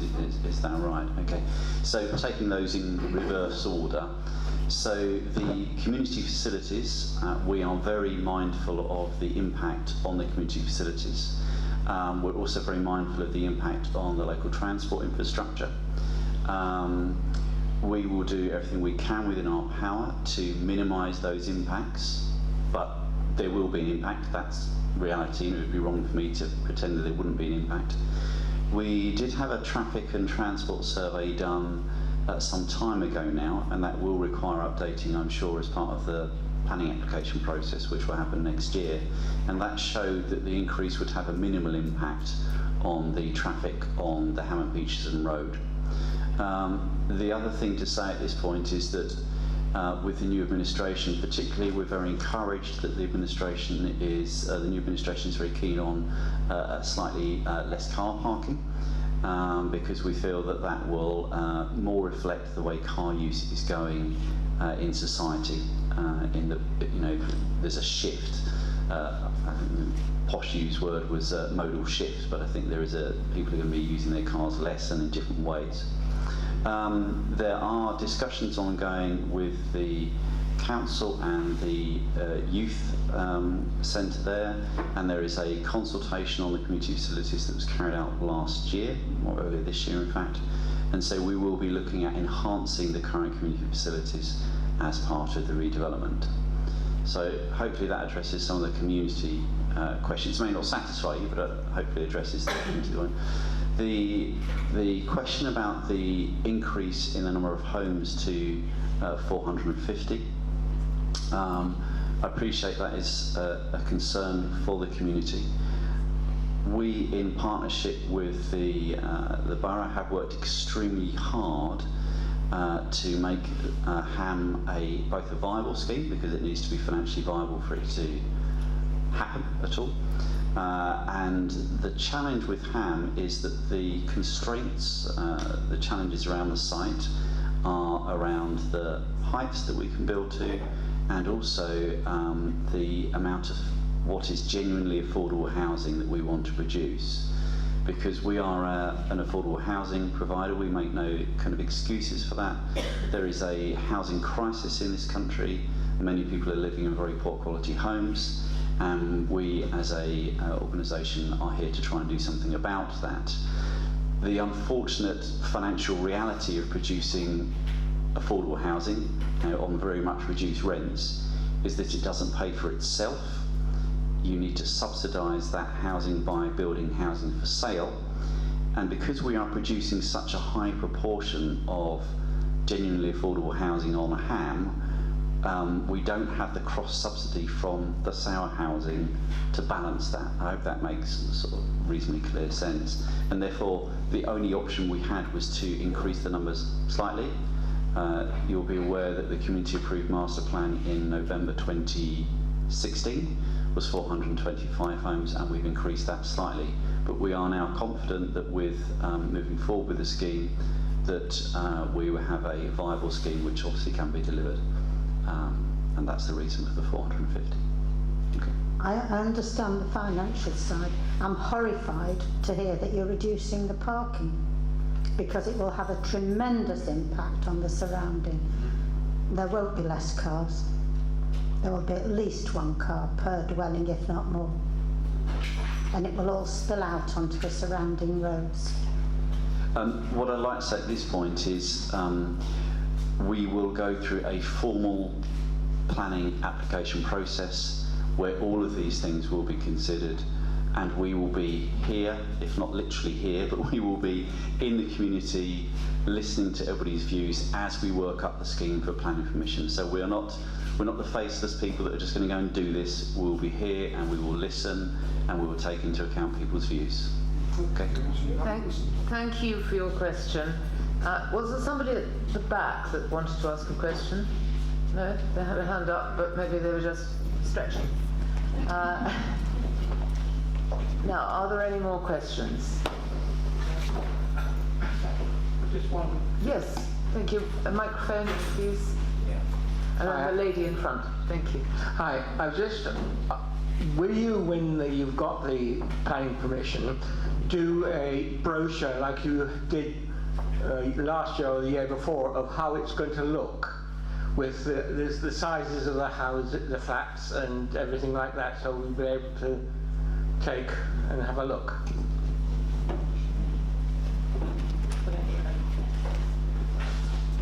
Yes, we will.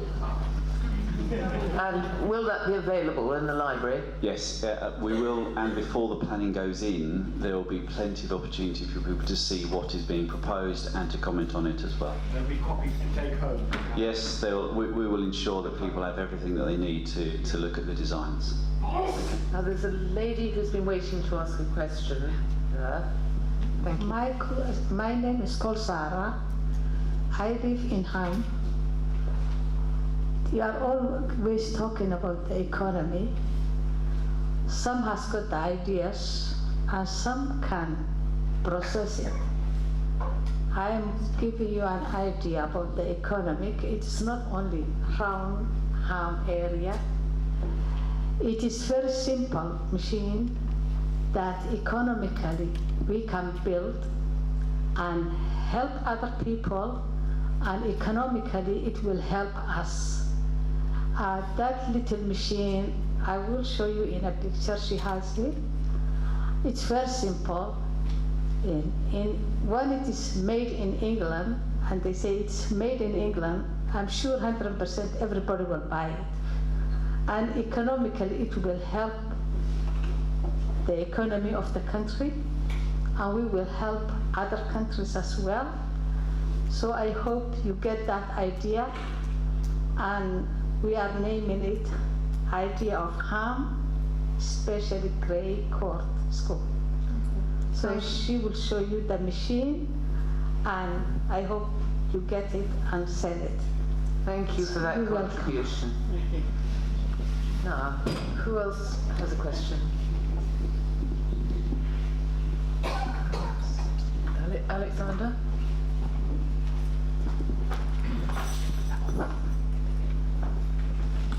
I don't really have a question. I got to leave because I'm really tired. I've got to get home.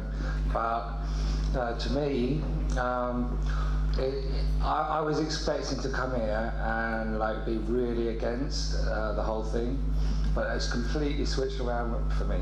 So when I've heard the people presenting or answering the questions, what they're answering, I can see that they, like I said before, the values behind it. If I was talking to one of the ushers or one of your colleagues, emotional intelligence, that summarises it. I didn't come up with a phrase, but obviously the values are coming from the heart, for this project. And when I've heard questions, the reason I screamed earlier is because it was a very narrow viewpoint. Some people have a very narrow viewpoint, and they're not actually thinking about the wider viewpoint or viewpoint of things that matter. And you can hear the difference, like the last lady obviously has her heart in the right place. So what I've got to go. I haven't planned to say anything, but it was interesting to me. Half an hour ago, or even more, the youngest person here, who looked about 11 years old, left with her mother. So I think everyone should think a lot. Well, obviously the planning team are, but think that we're actually in Grey Court School here. Think about what would your children, obviously some people are, other people aren't. You can tell the difference. What would the children think about what you're saying? And they're very bright. I've got to go. Alexander, thank you very much for making that point. Any further questions this evening? Oh, Richard. Well, we've got Adam here. Adam, what are your personal aspirations for the design quality of Ham Close?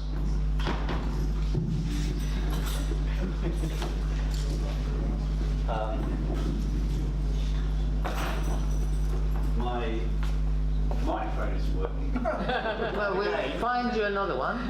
Thank you. This is microphone musical chairs or something like that. My personal aspirations for the design at Ham would be that it's, to use an architectural word, exemplar. I was last working in Camden a little while ago, and the scheme that I was in charge of there won Building Magazine's Regeneration of the Year. I think it was 2016, it might have been 2017. It was called Backton Low Rise, and I very much hope personally to deliver something of Ham which I think somebody in the last while said, let's build the homes which will be listed in the future, and that would be my aspiration. Can we just ask what would be the wait a minute. What would be the highest building? How many stories? The question for those that didn't catch it was about the building height. The 425 home master plan, which was approved by the community in 2016, had some blocks, and it was in fact 6 of those blocks at 6 stories. Those blocks were towards the centre of the redevelopment and facing onto Ham Village Green. So to the surrounding community, which I think is quite important, the current buildings are up to 5-storey, whereas the new development, facing Ashburnham Road, and the new development would be lower. So 2.5 or 3, yeah. So it's a step up towards the centre of the site. And again, that's a constraint in terms of trying to maximise the density. There is great pressure from the mayor, which I think Richmond is experiencing, to build things even more dense. So we're trying to work all of these things through. But that's the honest answer. We're very aware of the concerns in the community about the height, and we will keep the 6-storey area to a minimum, and that's what we intend to do. Okay. Thank you. Any further questions? Well, it's been a busy evening. There have been a lot of questions. I know that the councillors and officials will be taking away what they've heard from you all tonight. I hope that you feel you've had the opportunity to put questions together and also make comments, because that is what the conversation is all about. It's an opportunity for you to get some answers, but for councillors and officers to go away with information, particularly before they set up inquiries and consultations. Pre-consultation work is really important, and your opportunity to ask questions also means that you can look at consultations in a slightly different way. So thank you all very much indeed for coming tonight. I would like to thank the councillors that have all come on the panel, and Councillor Eamon and Councillor Jaeger, the council leader, and also Adam from RHP, who've been here to answer questions, and also David Williams, who was able to give some information from the police liaison group. So thank you all for coming. There will be, at some stage in the future, a further opportunity for a meeting like this, but no dates have been fixed, and it won't be for a little while. So, before we finish, can I just say, can I also just name check Mandy Skinner, who's come here tonight for her community liaison, and the team of who've been supporting us tonight, of Ellie and Matt and Siobhan, who've come from the council offices tonight, and it's a jolly long evening for them. So thank you very much for the support you've been giving us. Yeah. But could we also say a very big thank you to Rachel Lipscomb, who's come along tonight and taken us through the whole evening. So thank you.